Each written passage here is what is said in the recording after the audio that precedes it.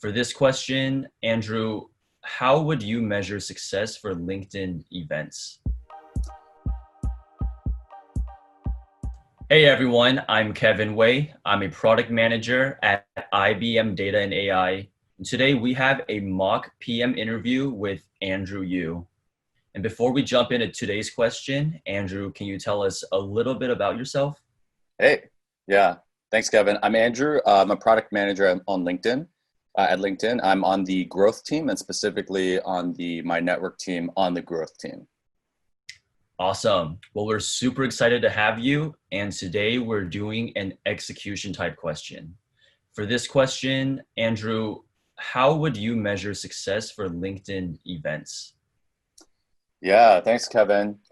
So first, before we even get into it, I'd like to just lay out the structure of how I would approach this. So really going to be approaching this from three different, three steps. So first, would love to talk about what the mission of LinkedIn is and of this product that we're talking about, LinkedIn Events, and that will guide our entire conversation here. Then I want to move into a brainstorming phase and talk through what metrics might be good to measure success for LinkedIn Events and why, and then doing some trade-offs there. And then finally would like to prioritize based on the brainstorm that we had and arrive at the success metric that I believe would be the best for defining success of LinkedIn Events. So yeah, I'll just get right into it.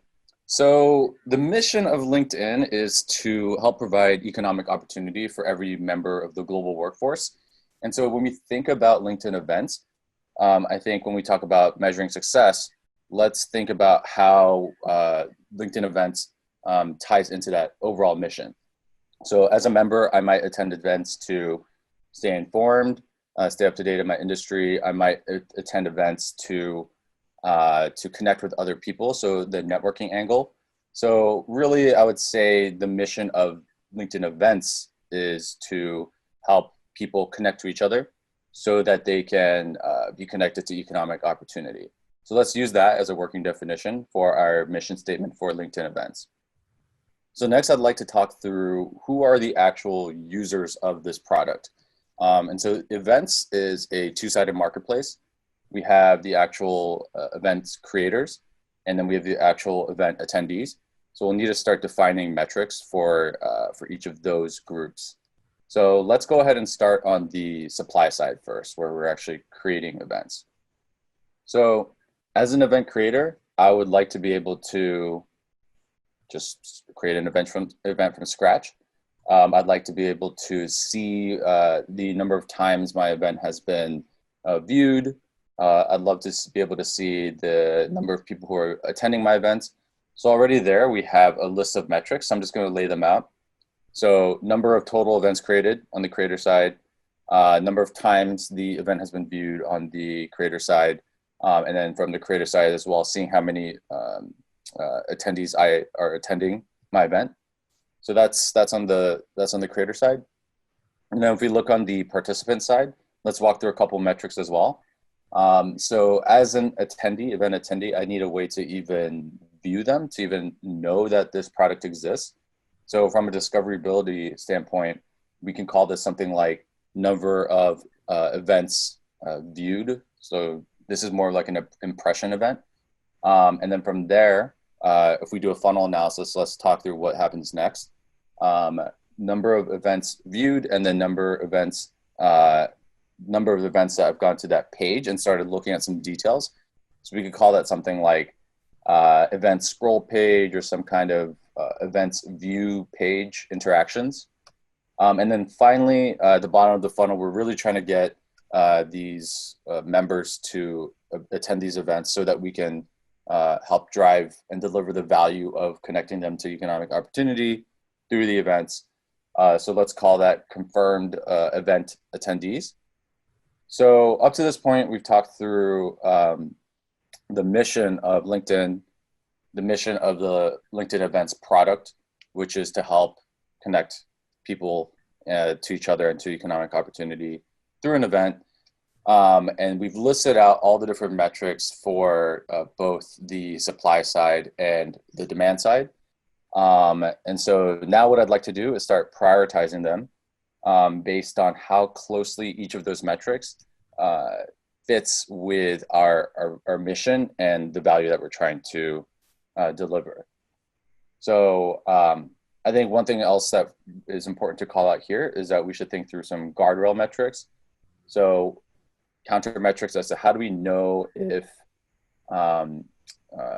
we're actually going in the opposite direction. So we have success metrics, but what metrics would help us identify if users are actually using this product in a bad way? And so one counter metric could be something like number of people who say they're going to sign up, but then don't actually show up.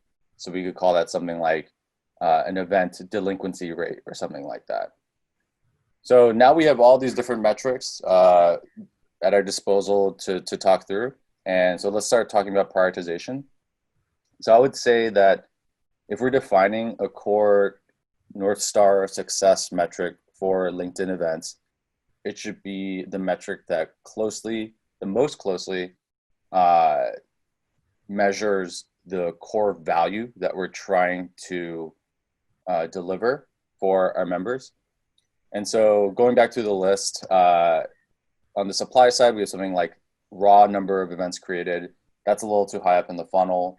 On the attendee side, we have number of events viewed in total by the attendees. I think that's also a little too high up in the funnel. So I think really at the end of the day, the confirmed attendees number is going to be what really captures the value of LinkedIn events and would be a great success metric. And then, of course, we can optimize it a little bit. We can do something like adding a time scale on it. So, for example, number of confirmed attendees within 7 days of posting the event or something like that, depending on what exactly the goal is of the event and how soon we want members to actually start attending the event. But those are more optimizations. And I think the real success metric here is number of confirmed attendees. Cool. So how would you evaluate the trade-offs for this one? Yeah, it's a great question. I think with any metric, there's going to be pros and cons. There's going to be ways to, so if we say very simply put, how closely does this deliver the value or measure the value? That's one way to put it. But if we're going to be a little bit more precise, we should talk about how easily could this metric be gamified, right? And so what do we mean by gamified? If a metric can be manipulated or taken advantage of with actions that do not reflect the true value that we're trying to deliver, we can call that gamification. So for example, if we could just simply increase the number of events shown by changing the borders or the size of the cards that are being shown, that now lends itself to being a little bit gamified. So I think the pros and cons of this metric, the confirmed event attendees, are the following. So I think the pros are that it's low in the funnel and there's a lot of intent captured. So the intent is that, hey, there was the event that was created, there are the attendees who saw it, and then they went all the way down the funnel, and then they've shown their intent that they want to attend by saying that they're going to be a confirmed attendee. So I think that's one pro. I think one con is that it's really difficult to confirm whether a person actually showed up to this event. Especially I think now, given that a lot of events are virtual, it's hard to have that kind of confirmation of like, did they actually attend the event? So I could see this potentially being gamified. So for example, you might have people creating fake accounts to say that, hey, use these fake accounts to say that you're attending this event so that we can bolster our attendance numbers. So maybe one thing we might want to do is add a follow-up engagement metric. So something like confirmed attendees who have, posted something in the comment section of the event. So I think that would add an additional layer of engagement and not falsifiable action. So that might be something we could do. But yeah, I think overall the pros are that it really captures the value and the end goal that we want for this metric, for this product, which is to get the right events to the right people, and have those people be interested in these events enough that they actually attend those events. Okay, so this is a good metric. Let's say 20% of event attendees are down for one day. How would you troubleshoot this? Yeah. So first of all, that would be a pretty big cause for alarm. So you would start by opening up an investigation and looking at a couple of different dimensions of this drop. So there's a couple questions I'd like to ask first off. So can we rule out some of the low hanging fruit? So seasonality is one thing. Did we ramp anything recently that might have caused this drop?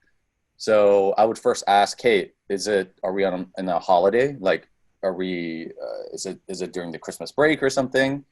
And so can we rule out seasonality? If the answer is yes there, that we can rule it out, hey, this is just a normal week, then the next thing I'd do is look at those recent ramps. It's like, hey, did we push something out yesterday that broke something, right?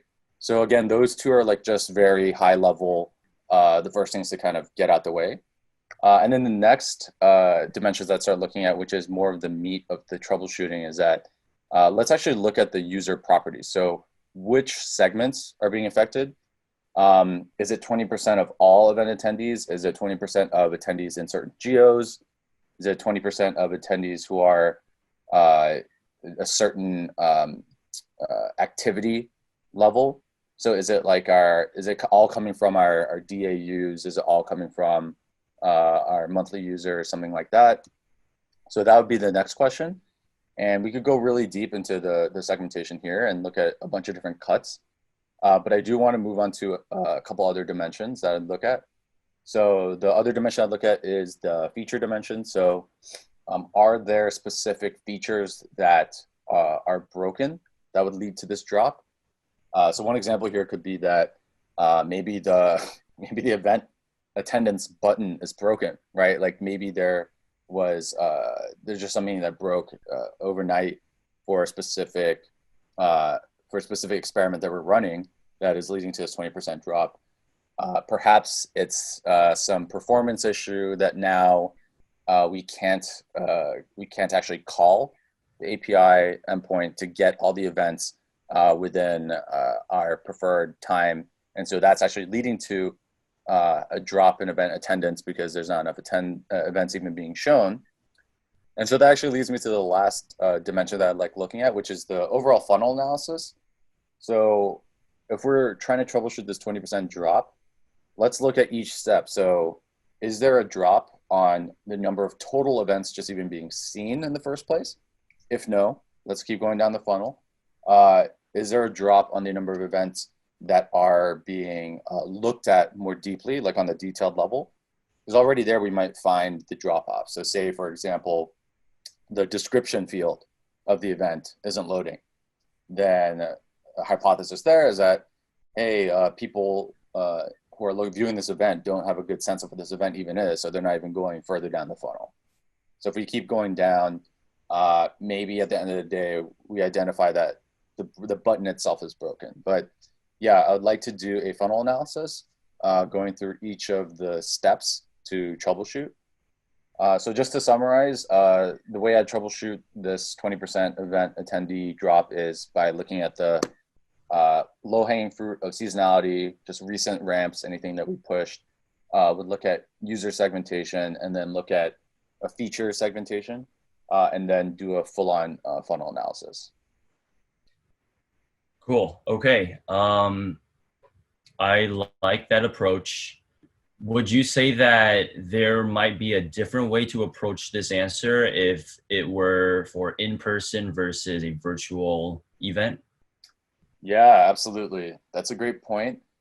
So I think that the short answer is yes, it would be a different way to approach this. And the main reason I would think so is because there's less of a capture mechanism in real life attendance.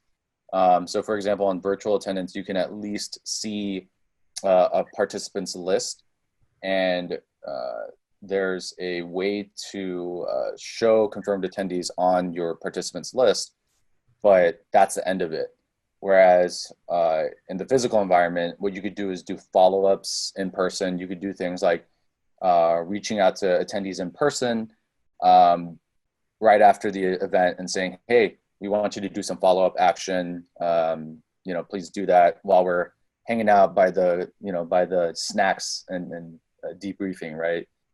So I think the main way I would approach this differently if it was physical is I would do an additional audit of what the steps are for physical events, kind of like we did at the very beginning, and either add or remove any steps, and think through what the success metric would be from that standpoint. I think overall it would be pretty similar. Like I think we would still be confirmed attendees, but I think the potential, the feasibility to do some follow-up action is actually a lot easier in person.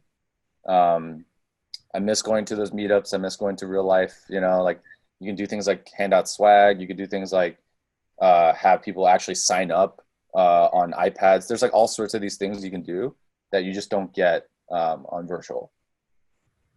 Right.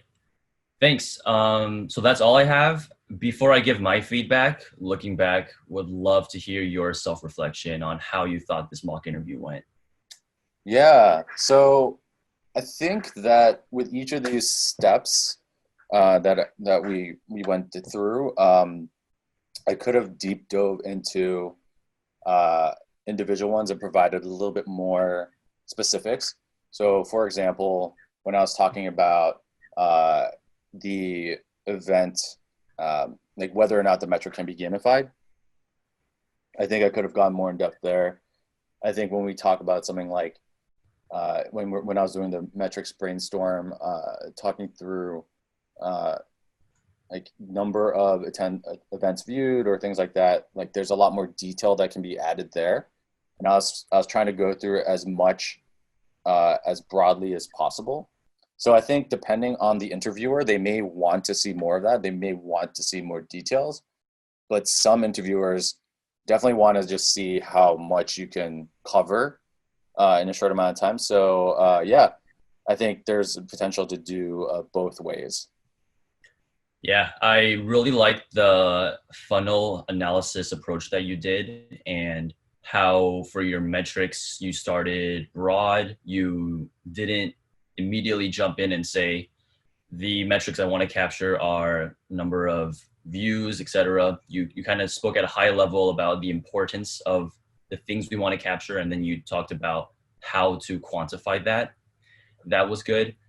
I think it would have been better if in the beginning we clarified together if we are looking for virtual events versus in-person LinkedIn events, and just any other clarifications that you wanted to ask. I think that would be good to make sure that we're on the same page before we jump into a question. Yeah, it's a great point.